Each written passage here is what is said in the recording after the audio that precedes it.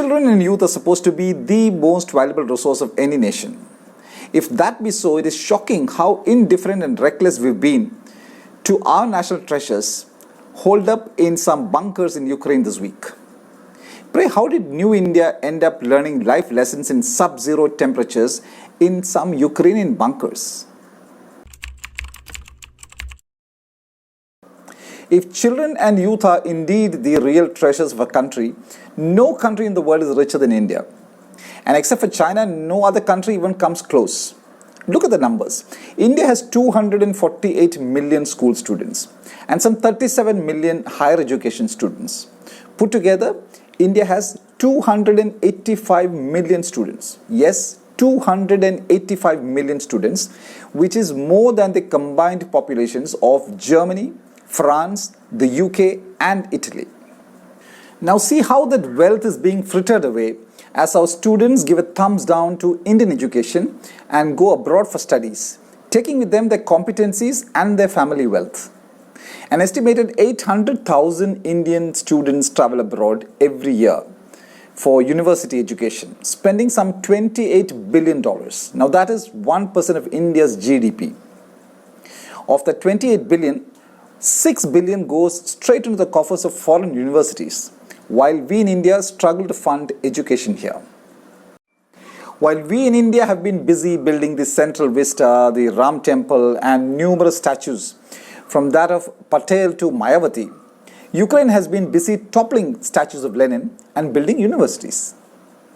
Of course, it is no recent phenomenon that Ukraine has realized that education is very important. Way back in 1921, Ukraine had a literacy rate of 50%, when India's literacy rate was only 12%.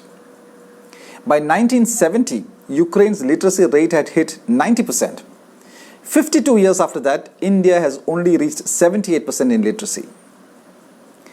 So it is no accident that India's youth have figured out that it is not a wise idea to be in India if you are really serious about education. There are multiple reasons why many of India's youth have lost faith in learning or living in India. 3 stand out. 1. No jobs. Some 10 million Indians are estimated to be joining the workforce each year, while only some 1 million decently paying jobs are being created every year. This is reflected in the number of those who pay personal income taxes. Only 1% of India's massive 1.4 billion population pays income tax. Of course, there will be some tax evaders, but the fact is that only a minuscule number of Indians earn a taxable income and enjoy a comfortable living. And even those good jobs, many of which have been created by the IT boom of the last 2-3 decades. Obviously, a new generation of Indians would not want to live in a country where good jobs are scarce. Why isn't the scenario changing?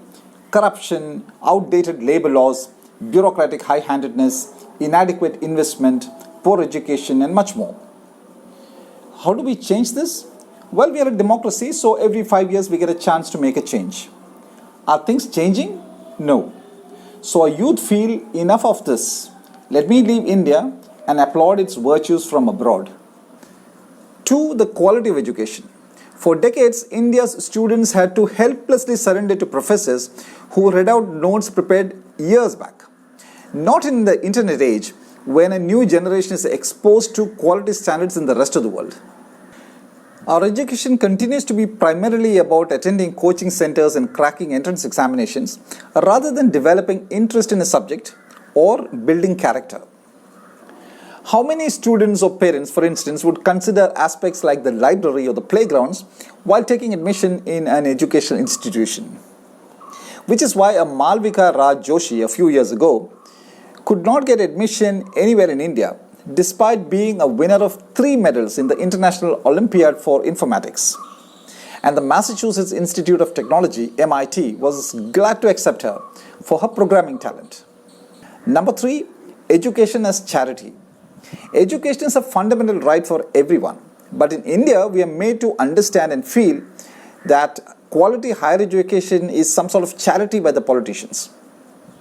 This week, the Kerala CPM has finally agreed for private investment in higher education, just as it gave a green signal to the use of tractors and computers after years of rumination. What charity, what benevolence. Just a few years ago, the CPM's student wing, the Students' Federation of India, had assaulted former Ambassador T.P. Srinivasan at a global education summit in the state capital, arguing that the summit would accelerate the commercialization of education. And this week, the party takes a U-turn. In Delhi, as always, the Prime Minister has blamed the previous governments for Indian students going abroad for medical education. Shekharappa Gyana Gaudar, father of the young medical student Naveen GS, who lost his life in Ukraine, put it succinctly: "If the education system in India was proper, I would not have faced this day." An appeal to Russia, Belarus, Georgia, Armenia, China, the Philippines, Trinidad and Tobago, and every other country where Indian students are bound for their education. Please build good bunkers for our children, just in case they need it. Seems like they are doomed to learn their life lessons from a bunker in some distant land. This video is dedicated to a young couple from Kerala, Akhil Rakhu, 25 years, and his 23-year-old wife, Jitina Jayakumar, who are caught up in two international conflicts. Akhil Rakhu is a deck cadet in an Emirati vessel. The vessel was recently hijacked by the Houthi rebels in Yemen, and Rakhu is presently in military custody, while his wife Jitina, a final year MBBS student in Ukraine, is holed up in a bunker. Pray that they stay safe and are reunited at the earliest.